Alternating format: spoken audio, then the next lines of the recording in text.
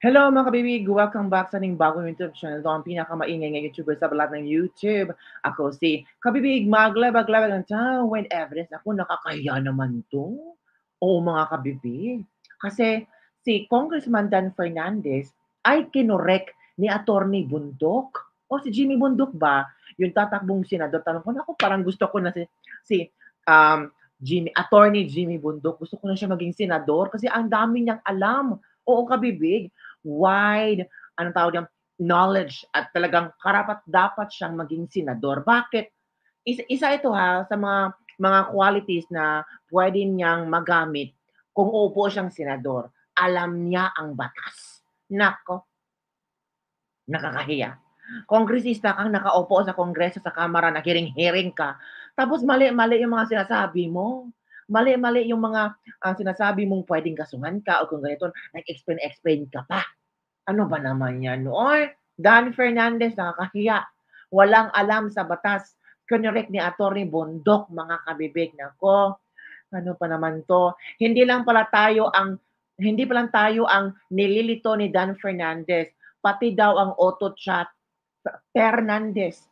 We did not commit perjury. We did not force anyone. Auto chat, suntok ka na lang boss. Ito yung post ni attorney ni Lorraine Marie Badoy. Nako, grabe mga kabibig ha. Napanood niyo na ba ang video? Ay wag niyo pagtawanan si Dan Fernandez. Baka the way how he pronounced the words, sometimes he forgot to identify which is P and F. Pero we're not perfect ha. Pero kung talagang nasa kongreso ka, alam mo ang mga batas. Alam mo kung ano ang pwedeng i-discuss mo at i-share mo sa mga tao. Tapos interview pa to, tapos marami pang manonood, makakapanood. Natural, pagtatawanan ka talaga. Kaya nga, before ka magpa-interview, make sure alam mo ang sasabihin mo kasi it will boomerang to you. It will explain who you are. It will describe who you are. Di ba? So ito kabibiga, ito yung video na kalat ngayon at talagang depende na sa inyo kung nasupalpal ba, pinahiya ba, or kinorek ba siya ni Atty. Bundok. Basta, ito na kabibig, panood na lang tayo eh. Ito yon. Ito yung kabibig ha. Let's proceed. Wait muna kabibig. Okay? Ano daw sabi ng artista? Kung sinasabi nila subordination by perjury, tingnan natin. Magandang araw po, si Atty. Jimmy Bundok po. Sa batas, wala pong salitang subordination by perjury. Again. Ay, ako talaga. Hindi kayo marunong makinig. Ito na. Kung sinasabi nila subordination by perjury, subordination by perjury. Hala ka. Dan Fernandez, kongresista ka, mambabatas ka, tapos hindi mo alam kung ano yung batas na sinasabi mo. Nako po. Magandang araw po, si Atty. Jimmy Bundok po. Sa batas, wala pong salitang subordination by perjury. Ang tama pong salita ay subordination of perjury. Ano pong tamang salita? Subordination of perjury. Ay, again. Para matuto tayo. Uy, ang galing ni Attorney Jimmy Bundok. Ay, may matutunan tayo sa kanya. May marami siyang alam. 'Di ba? Dapat talaga ang nakaupo sa Senado, yung may maraming alam ba? 'Di ba? Para hindi katatawanan yung ano natin, yung Senado natin. Gusto nyo sa international media, tapos ang mga senador natin uupo na walang alam. Ang ibig po sabihin ng subordination of perjury ay ang pag-uusig sa ibang tao na magsinungaling o magsabi ng hindi katotohanan sa otoridad o sa korte. Muli, wala pong subordination by perjury. Tingnan niyo po, hindi siya ma-spell ng auto-caption. Subukan po natin muli. Subordination by perjury. Ayan po, nalilito pati auto-caption. Kaya po mahalaga ang mga tamang salita para hindi tayo nagkakalito-lito. Subordination of perjury. Subordination of perjury. Ang tamang kataga sa batas. Subordination of perjury pala. Hindi subordination. Subordination of perjury. Paano po sinabi ni Dan Fernandez? Kung sinasabi nila subordination by subordination perjury, kung sinasabi nila subordination by perjury, tingnan natin.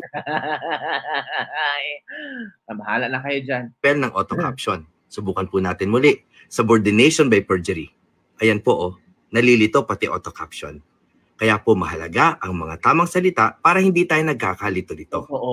Subornation of perjury ang tamang kataga sa batas. Maraming salamat po. Ito po muli si Attorney Jimmy Bondoc na nagpapaalala, vote wisely. Di ba baka first time lang narinig ni ni Dan Fernandez yung subornation of perjury. Kasi si Pangulong Duterte nagsalita, di ba, that time? So baka akala niya subordination. Wala ka. Paano yan? May mga mambabatas pala tayo na hindi alam yung subordination at subornation of perjury. Nako po, again. Kung sinasabi nila subordination by perjury, tingnan natin. Magandang araw po, si Attorney Jimmy Bondoc po. Sa batas, wala pong salitang subordination by perjury. Ang tama pong salita ay subordination of perjury. Ang ibig po sabihin ng subordination of perjury ay ang pag-uusig sa ibang tao na magsinungaling o magsabi ng hindi katotohanan sa otoridad o sa korte. Muli, wala pong subordination by perjury. Tingnan niyo po, hindi siya ma-spell ng auto-caption. Subukan po natin muli. Subordination by perjury. Ayan po, nalilito pati auto-caption. Kaya po mahalaga ang mga tamang salita para hindi tayo nagkakalito-lito. Subornation of perjury ang tamang kataga sa batas.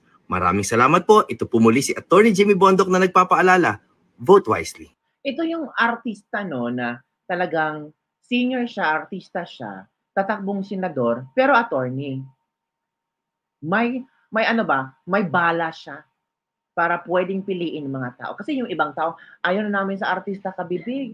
Nabubudol din kami sa mga artista. Pero si Jimmy Bondoc, artista nga, pero lawyer. May ibubuga. Alam kung paano gumawa ng batas. Alam kung ano ang specific na batas. Hindi yung mga artista ba na upo-upo lang for how many years naging senador, how many years naging kongresista, pero wala pa rin alam. Hindi nga maka-join sa mga hearing. Di ba? So ano na? Pabudol pa ba tayo? Di ba? Bubutuhan ko ba si Jimmy Bondoc just because of this video? Oo. Hindi lang dahil sa videong ito, kundi nakikita ko sa kanya na may ibubuga siya, na may bala siya, na pwede siyang maging senador at pwede siyang tagapagtanggol ng sambayanang Pilipino kasi may maraming alam. May utak. Hindi lang pa singer-singer, hindi lang hitting the correct notes of a song, but also hitting the right, blend of helping people, helping the masses, reaching out to the masses.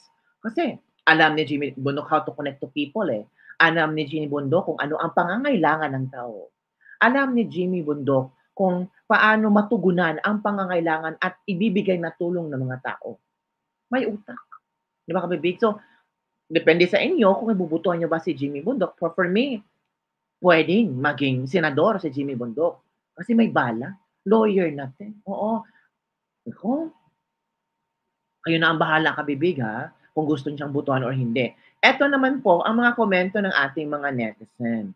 Gumagawa ng batas pero hindi alam ang batas. Nakakaya ka naman, Dan Fernandez. Ito naman ang reply ni Miss Lauren Marie. Pero naman, kaya niyang gumiling-giling at magsinungaling. Hala!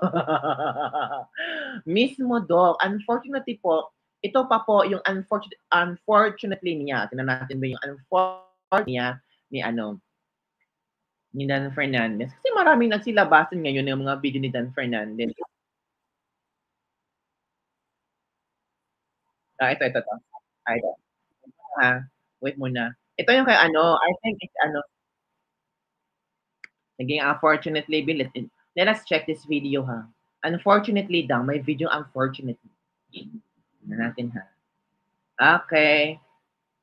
Ito na. Tinig tayo.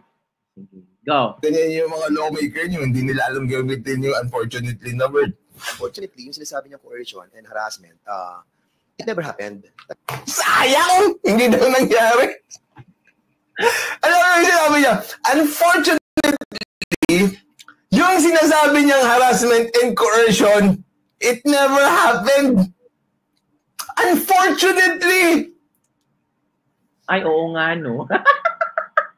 Ay, oo nga, no? Unfortunately, sayang, hindi nangyari. Alan Dan Fernandez, sa kayak sa tabak-buak-buak mo, ang daming nakitang pagkakamali. So, mas maganda pa Tama, mas maganda nangyari. na may harassment at coercion. Kasi pag may harassment or coercion, fortunately yun. Oo. Naku. Sayang naman, nangyari. Sayang naman, sana nangyari. Tama nga. Unfortunately, alam niyo, ano ba talaga ibig mo sabihin? Own volition. Unfortunately, fortunately. Ano ba gusto mong sabihin? Hala ka, grabe yung pagbasa ng tao. Sayang yung opportunity na mag-harassment at coercion. Minalas sila kasi hindi nangyari daw yung coercion. Kayo naman. Pagbigyan... Kayo naman, masyado kayo. Masyado kayong perfect. Mga ganito, no? Unfortunately, nanalo ako. Champion ako. Number 1. Unfortunate pa yun, ha? It's very unfortunate na nangyari yung tama. Na iba na. Huwag kayo. Talagang wala namang coercion na nangyari. And ako, natatandaan ko kasi meron... Unfortunately nga yung sayang. Sayang walang nangyari. Baka favorite word ni Dan Fernandez ang unfortunately. Baka hindi niya alam anong ibig sabihin ng unfortunately. Ay, naka. Ito pa ang mga komento ng ito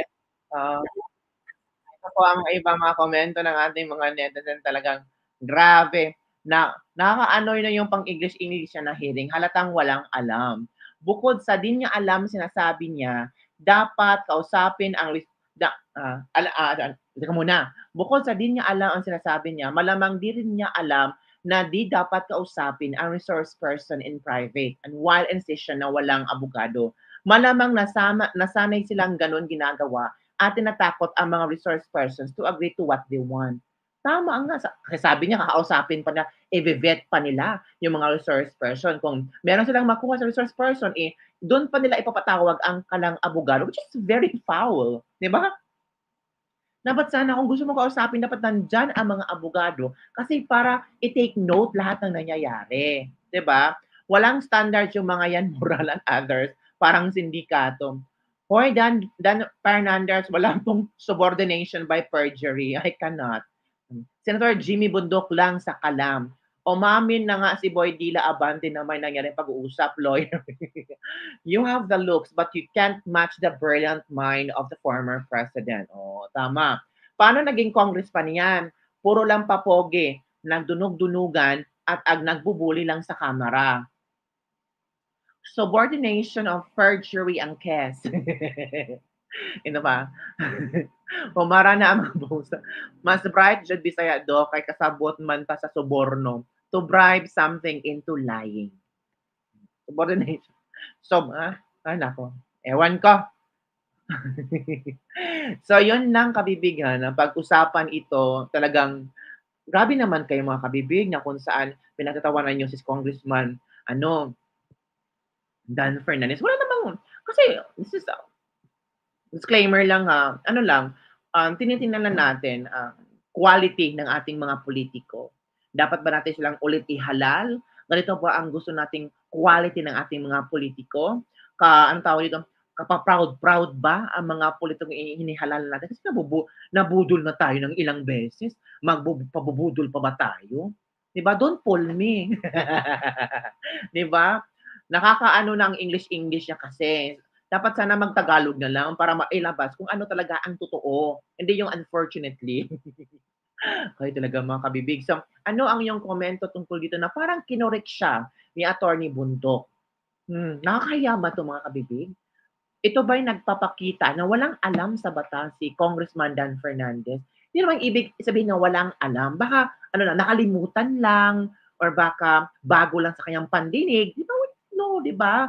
So, hayaan natin bigyan ng time si si Congressman Dan Fernandez to explain his side. Pero maganda rin ginawa ni Attorney Bundok to clarify things, to give us knowledge about the specific word that we need to use para di tayong pagmukhang tanga at bobo. Diba?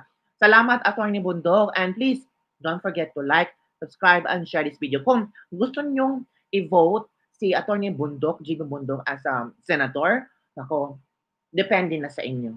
Mag-research kayo, basahin nyo kung ano ang kanyang qualifications, ano ang kanyang plataforma, consult sa inyong mga gustong maging senador. You can vote for him. Sa akin naman, parang medyo check na siya. Medyo check na si Attorney Jimmy Bundok. So yun lang po mga kabibig. Don't forget to like, subscribe, and share this video para hindi kayo ma-pulse day. Bye everyone. See you next time. Shout out sa ating mga OFW dyan. Don't forget to pray always kasi alam natin, hindi natin alam kung alam natin, hindi natin alam. Ano ba yun? Bye everyone. Just pray always. Always talk to God and always offer everything to God. Alam ko na sobrang miss mo na yung pamilya mo. Same sa akin, miss ko yung pamilya ko, but I really tried my best na naghanap ng way to make lingaw-lingaw to myself. Make lingaw-lingaw to myself. Yun lang po mga kabig. Bye everyone. See you next time.